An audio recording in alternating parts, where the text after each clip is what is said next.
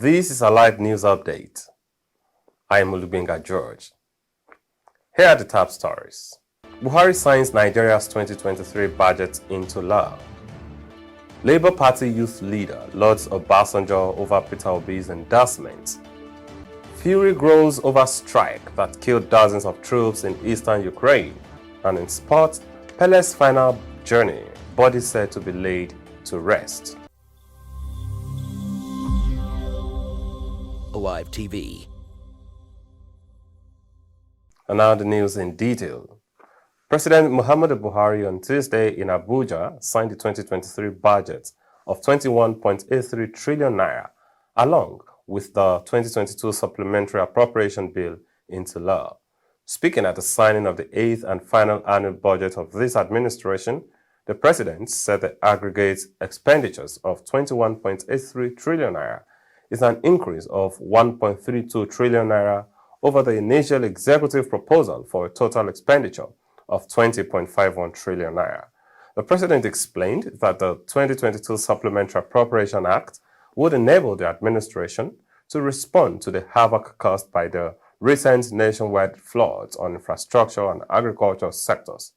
As is customary, he said the Minister of Finance, Budget and National Planning will subsequently provide more details of the approved budget and the supporting 2022 Finance Act.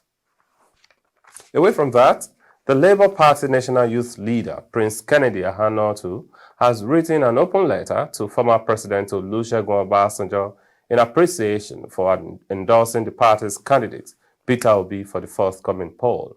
Obasanjo had on Sunday declared the former Anambra governor as his preferred presidential candidate for the February election. The endorsement has generated reactions from the ruling All Progressives Congress (APC) and the People's Democratic Party (PDP), attacking the ex-president for ignoring their presidential candidate. In a letter of appreciation, the Labour Party youth leader opined that the endorsement by Obasanjo has energized the Nigerian youth to take back their country from greedy politicians.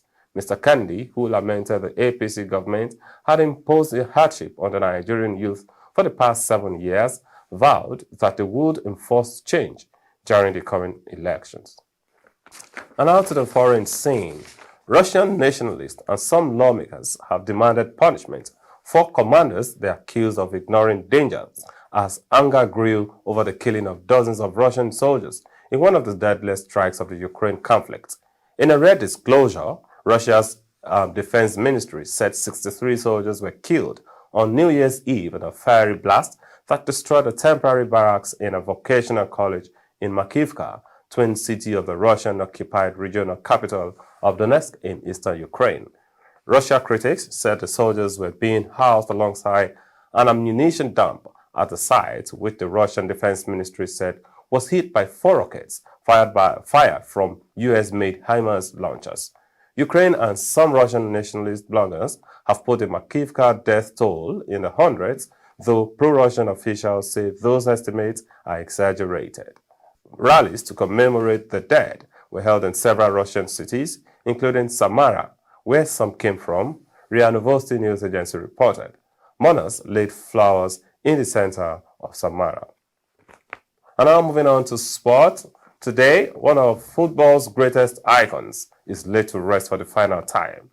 The funeral of Edson Arantes do Nascimento, known across the world as Pele, takes place today.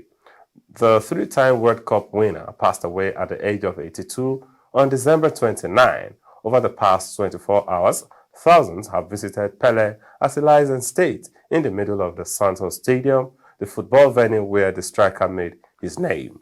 At 12 noon GMT, Pele will begin his final journey through the streets of Santos. He will be taken to a private family burial. And that's all on news updates. I'm Olubenga George.